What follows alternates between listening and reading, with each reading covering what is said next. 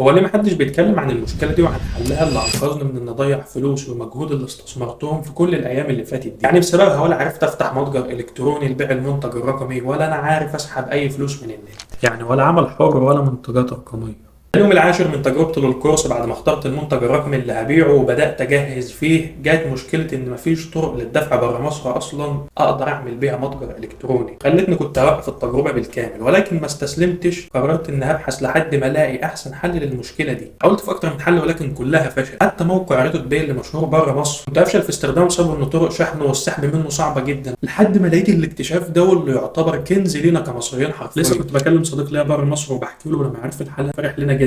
انا بجد مش عارف ازاي احنا مش عارفين الحل ده هنا في مصر لحد دلوقتي. والكنز ده ان ريدوت باي بقى ليهم وكيل رسمي في مصر تحت مسمى ريدوت كاش. كنتش مصدق لحد ما جربت بنفسي. دخلت على الموقع بتاعهم وتواصلت معاهم على واتساب وشرحت لهم مشكلتي، قلت لهم فلوس الاشتراك دلوقتي على فودافون كاش، بس مقلق شويه بصراحه. والمفاجاه ان الموضوع طلع بجد فعلا، ولقيت الفلوس وصلتني على الحساب والفيزا اشتغلت معايا. دخلت على شوبيفاي عشان اجرب واتاكد، وقدرت ان اشترك بدولار واحد بس لمده شهر في شوبيفاي. ولو انت فاكر ان الحل ده بس، احب اقول لك ان من خلالهم كمان قدرت اسحب فلوسي من خلال بيبال وبكل سهوله. اما بقى لو سبت اي تعليق على الفيديو ده، هساعدك ان انت كمان تعمل فيزا شغاله معاك في كل مكان، وكمان متجر الكتروني ب1 دولار بس.